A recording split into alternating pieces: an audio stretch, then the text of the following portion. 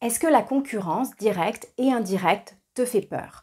Est-ce qu'il t'est arrivé de te dire, mais avec toutes les dizaines de consoeurs qui sortent de formation chaque année, comment je vais tirer mon épingle du jeu? C'est l'objet de cette toute nouvelle vidéo où on va aborder dans une première partie peut-être un nouveau regard sur la concurrence et puis dans la seconde partie, comment faire pour justement sortir du lot de ce marché du bien-être qui est très concurrentiel. Je suis Stéphanie Lebas, sophrologue, coach et autrice du livre S'installer dans un métier d'accompagnement. J'aide les femmes à entreprendre avec confiance dans un métier du bien-être et tu peux retrouver le lien si ça t'intéresse dans la section à propos de la chaîne. La première bonne nouvelle, c'est qu'un marché concurrentiel est un marché en bonne santé. Je peux te faire le parallèle avec le marché, par exemple, des restaurants. Si tu habites dans une ville, tu as une rue commerçante avec plein de restaurants, tu peux voir que régulièrement, ils sont complets, les gens vont dans l'un, dans l'autre. Et il y a quelque chose qui est très important, c'est quel est le besoin. S'il y a un marché, il y a un besoin. Alors, dans notre univers du bien-être, il y a plein de besoins différents, mais on note quand même une envie des gens d'être mieux dans leur peau, mieux dans leur vie, d'oser plus facilement le changement, de mieux gérer leur stress, leurs émotions, etc. Donc, ce qui compte, c'est le besoin derrière ce marché. La deuxième bonne nouvelle, c'est que toutes les personnes qui se forment à un métier d'accompagnement ne vont pas forcément s'installer à 100% en libéral. Il y a des gens dans les formations qui font une formation pour compléter un métier, par exemple de médecin, de choses comme ça, ou ça arrive pour leur bien-être personnel, même si on est formé à un métier et que c'est en aucun cas une thérapie, il y a des gens qui le font pour eux-mêmes et qui n'ont pas pour but de s'installer. D'autres vont s'installer en complément d'activité, donc à un temps partiel, un jour par semaine. Voilà, donc ça, c'est pas important. Tu n'auras jamais la totalité des gens qui se forment, qui vont s'installer et qui vont être une concurrence directe. Et puis les concurrences, surtout indirectes, ça peut être une belle synergie pour mettre en place des compétences communes autour d'un sujet commun. Je pense notamment à la sophrologie et à la naturopathie, où il peut y avoir des belles synergies pour aider les gens à mieux manger, ne plus manger leurs émotions, etc. Donc ça peut être l'objet de très belles rencontres. Et moi, j'aime bien parler de conculègues. Moitié concurrent, mais moitié collègue aussi, où il y a vraiment des belles rencontres qui peuvent avoir lieu et pour se faire connaître mutuellement avec les réseaux de chacune. Donc ça peut être aussi quelque chose de très bénéfique pour toi si tu as envie de développer un réseau présentiel mais aussi en ligne. Voilà, ça se fait, notamment moi je le fais régulièrement sur Instagram avec des lives avec des conculègues du coup, des concurrentes indirectes et c'est chouette, c'est de très belles rencontres et c'est positif pour tout le monde en fait, y compris vos futurs clients.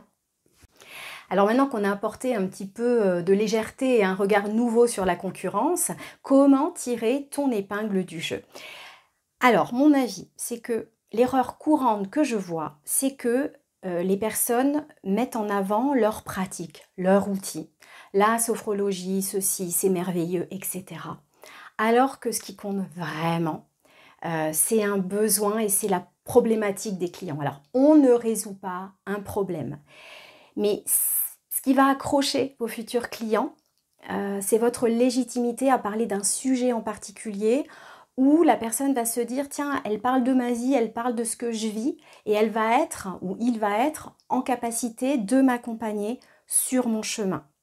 Donc, et encore plus sur les réseaux, n'hésitez pas à mettre en avant une thématique ou à vous adresser à un public particulier avec un ton particulier en fonction de à qui vous vous adressez, aux hommes, aux femmes, aux ados, on ne s'adresse pas de la même façon à tout le monde. Et encore une fois, quand on parle à tout le monde, on ne parle à personne. Donc soyez spécifique, n'ayez pas peur de vous enfermer. Même si vous avez une ou deux spécialités, ça ne veut pas dire que vous ne ferez jamais de choses généralistes. Donc par exemple, sur votre site internet, vous pouvez très bien avoir une page assez généraliste, je pense au sophrologue, gestion du stress, des émotions, confiance en soi, hein, le classique, et puis avoir une page, mes spécialités, où vous racontez un petit peu pourquoi cette spécialité, pourquoi ce public, et je pense que c'est une belle complémentarité, mais se spécialiser n'empêche pas d'avoir des demandes de choses un petit peu généralistes et au contraire, ça va vous rendre encore plus légitime, encore plus spécialiste et une référente sur un sujet particulier. Je prends toujours l'exemple de Jacques Desange qui est spécialiste des blondes. Voilà, si on pense blonde, on pense Jacques Desange. Et c'est pareil. L'idée, c'est que sur une thématique particulière, les gens qui sont tôt ou tard touchés par ça pensent à vous. Donc pour conclure, encore une fois, un marché concurrentiel est un marché porteur où il y a des besoins.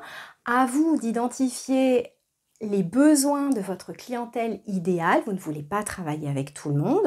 Et puis une fois que ça c'est identifié, à vous de créer du contenu ou de créer votre réseau en présentiel ou en ligne pour développer tout ça et pour attirer ces personnes-là avec bien sûr des offres adaptées en face. C'est une façon de se démarquer de ce qui existe déjà et je pense aux sophrologues de ne pas être là millième dans votre ville qui fait de la gestion du stress, qui est un thème précieux mais galvaudé, mal compris, etc.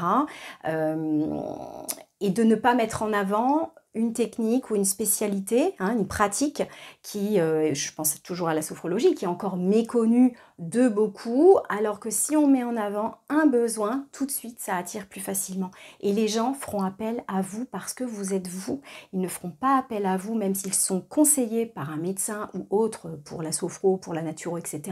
Ce qui va faire écho, c'est le lien, l'alliance que vous allez créer avec votre client ou votre cliente. J'espère que cette vidéo vous aura aidé. N'hésitez pas à me poser vos questions en commentaire. Si vous voulez aller plus loin sur un projet de reconversion, d'installation, vous pourrez vous procurer le guide complet à l'installation, s'installer dans un métier d'accompagnement, hein, disponible sur Amazon. Ça vous aidera à prendre confiance en vous et à vous préparer à toutes les facettes de votre métier d'accompagnement, hein. L'accompagnement, mais aussi l'entrepreneuriat. C'est super important et il vaut mieux bien se préparer à tout ça. À bientôt!